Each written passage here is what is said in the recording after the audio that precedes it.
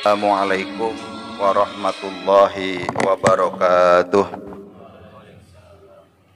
Alhamdulillah wassalatu wassalamu ala Rasulillah wa ala alihi wa sahbihi wa mawalah wa la hawla wa la quwata illa billah, amma ba'd. Jamaah salat duhur rahimakumullah. Hari ini tepatan dengan tanggal 10 Agustus 2020, tepatnya hari Senin. Seperti biasa, ba'da sholat jamaah zuhur kita ada kuliah ba'da zuhur untuk saling bertafakur dan bertawasau bil haq wa tawasau bis sabr di antara kita. Yang akan saya sampaikan adalah nasihat Allah dalam Al-Quran, surat Al-Hujurat ayat yang ke-6. A'udzu billahi minasyaitonir rajim. Ya ayyuhalladzina amanu in ja'akum fasiqum binaba'in fatabayyanu an tusibu qauman bijahalatin fatusbihu ala ma fa'altum nadim. Hadirin rahimakumullah, salah satu problem mendasar ketika kita mencoba untuk merefleksikan hari ulang tahun kemerdekaan Republik Indonesia yang ke-75 ini adalah soal perumusan dasar negara. Kita sebagai masyarakat terdidik harus memiliki jiwa yang hari ini disebut dengan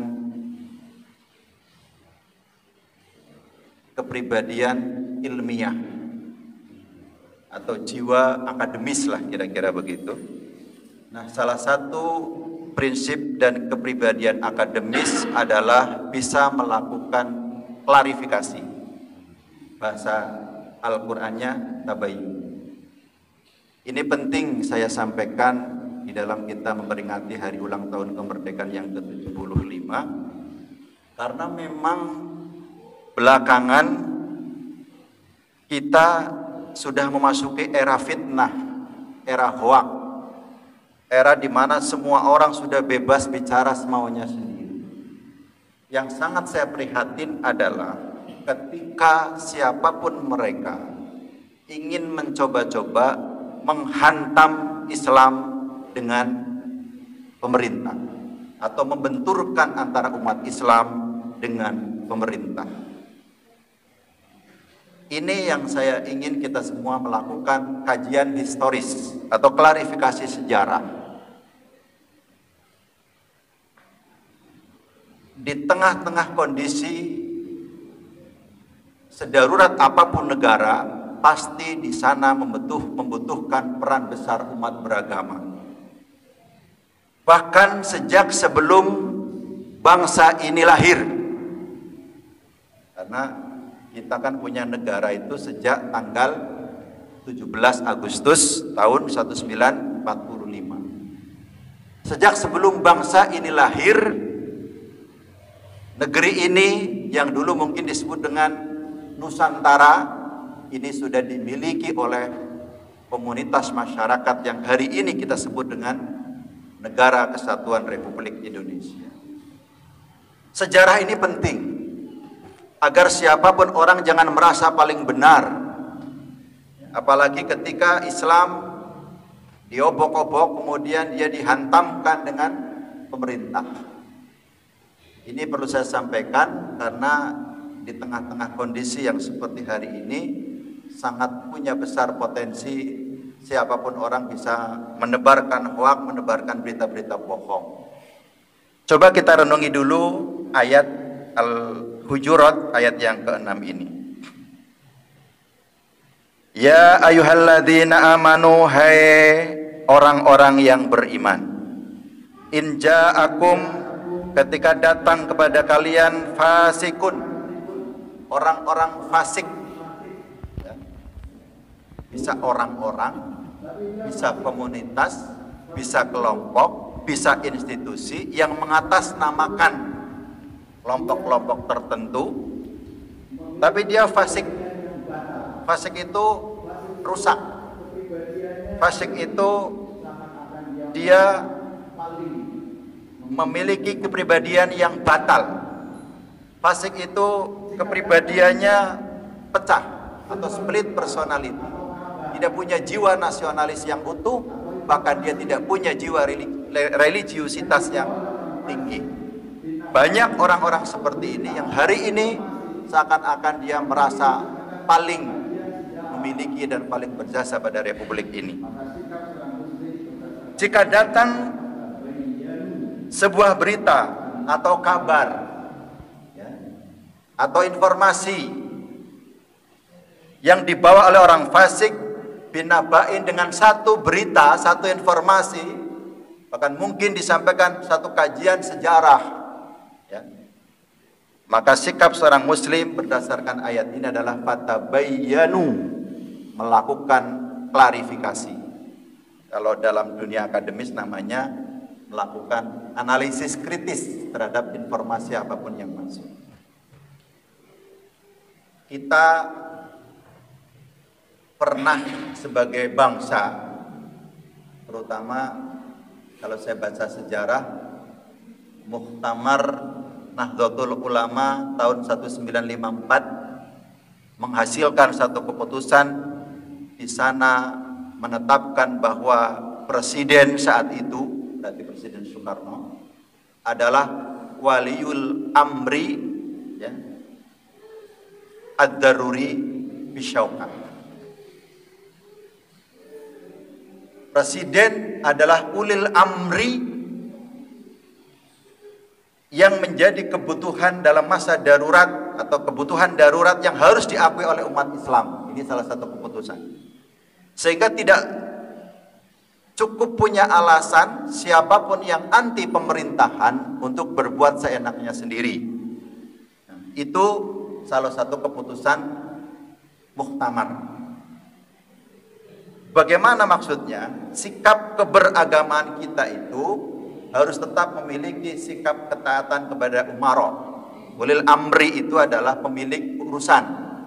Dalam hal ini kita, kalau di tingkat negara namanya presiden, kalau di tingkat provinsi namanya gubernur, kalau di tingkat kabupaten namanya bupati atau wali kota, kalau di tingkat kecamatan namanya camat, dan seterusnya. Kepada mereka umat beragama punya kewajiban taat. Dalilnya ati'ullah wa ati'ur rasul wa ulil amri minkum. Hanya memang beda ketaatan kepada ulil amri, tidak seperti taatnya kita kepada Allah dan Rasulnya. Bedanya di mana? Ketaatan kepada ulil amri sejauh selama ulil amri itu tidak membuat keputusan yang merugikan umat beragama. Dalam hal ini tidak merugikan umat Islam. Dan kita umat Islam wajib memberikan dukungan kepada stabilitas pemerintahan. Ini saya sampaikan karena di tengah-tengah kita sedang ada potensi besar gelombang yang seakan-akan akan menggiring masyarakat untuk anti terhadap pemerintah. Bapak sekalian, kita bernegara, kita punya kesepakatan, kita punya filsafat bangsa, filsafat negara yang kita sebut Pancasila itu sudah dirumuskan oleh para pendiri bangsa yang mereka juga dari kalangan-kalangan agamawan. Nah, sikap hidup klarifikasi ini harus menjadi prinsip hidup seorang yang hidup di zaman modern seperti ini. Setiap informasi apapun lakukan tabayyun. Ini kalau yang mendengar ceramah saya orang intelijen pasti paham, karena belakangan sedang muncul gelombang untuk anti terhadap pemerintahan. Hadirin sekalian, ujungnya adalah yang ingin saya sampaikan. Mari setiap kita menjaga stabilitas keamanan pemerintahan, dan kita di Kementerian Agama harus membawa semangat moderasi beragama. Semangat moderasi menjadi ciri utama dari Kementerian Agama yang di dalamnya kita berada, yaitu Madrasah Aliyah Negeri 3 Cilacap. Yang saya maksud moderasi beragama adalah secara intern umat beragama kita harus bersikap adil, bersikap toleran dan tasamuh. Tidak boleh warga madrasah membenci teman seagamanya atau melakukan hujatan hanya karena perbedaan ormas misalnya. Tidak boleh. Jangankan kepada yang orang berbeda agama, kepada yang seagama apalagi. Apa prinsip yang harus kita usung dalam hal ini? Namanya dulu disebut dengan toleransi intern umat beragama. Hari ini kita punya istilah moderasi. Hingga saya kenalkan berarti moderasi intern umat beragama.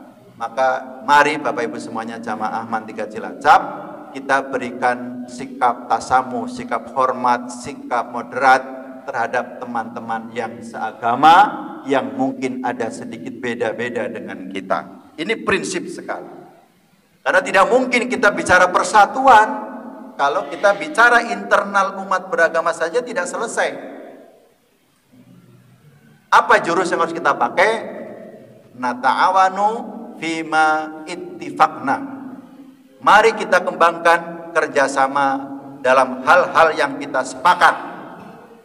Jadi Muhammadiyah, NU, apalagi Salafi, apalagi LDII, bisa Anda sebutkan ormas-ormas Islam itu, saya yakin ada kesamaannya. Maka mari kita bekerja sama dalam hal yang sama. Misalnya NU, Muhammadiyah, Salafi, LDI atau apapun namanya di belakangnya, sama dalam hal kita ingin mengusung, menghadirkan masyarakat yang taat beragama. Oh, kalau ini sama, mari kita kerjasama. Wa ya'diru ba'duna ba'dan fima ikhtilafna. Ini rumusan moderasi yang kedua. Maka mari saling hormat menghormati dalam hal-hal yang berbeda.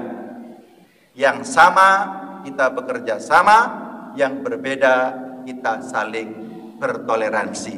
Itu namanya moderasi intern umat beragama. Ini jarang disebut, tapi kita hanya punya jargon moderasi. Tapi bagaimana moderasi diwujudkan kalau secara internal kita tidak saling bertasamuh? Oleh karena itu pesan Al-Hujurat ayat yang ke-6, lakukanlah klarifikasi terhadap informasi yang masuk, lakukan kajian dan analisis historis terhadap informasi. Misalnya informasi-informasi tentang peran umat Islam dalam kemerdekaan. Tidak ada umat Islam yang menghendaki komunis itu lahir kembali. Tidak ada. Bahkan musuh komunis adalah umat Islam. Ya. Siapa yang dibunuh banyak oleh PKI adalah santri. Siapa yang dibunuh banyak oleh PKI adalah kiai. Jadi musuh besar PKI atau komunis adalah kita umat Islam. Maka jangan malah dibalik-balik, umat Islam malah dituding membawa aroma komunis. Itu kan kebalik-balik. Supaya tidak kebalik, lakukan klarifikasi dan kajian historis. Semoga kuliah ini mendapatkan keberkahan dan ridho Allah untuk membawa pemikiran moderat. Mari kita kembangkan sikap hidup toleran, tasamuh secara intern umat beragama, moderat tasamuh secara antar umat beragama, dan tasamuh serta sikap moderat antar umat agama dengan pemerintah. Ada yang tidak cocok, ada yang tidak sepakat, ada cara yang dicontohkan. Bukan dengan cara-cara demonstrasi atau menghujat-hujat pemerintah sehingga akan merugikan kita, umat dan bangsa kita sendiri. Terima kasih. Subhanakallahumma wa bihamdika asyhadu an la ilaha illa anta astaghfiruka wa atubu ilaik. Wassalamualaikum warahmatullahi wabarakatuh.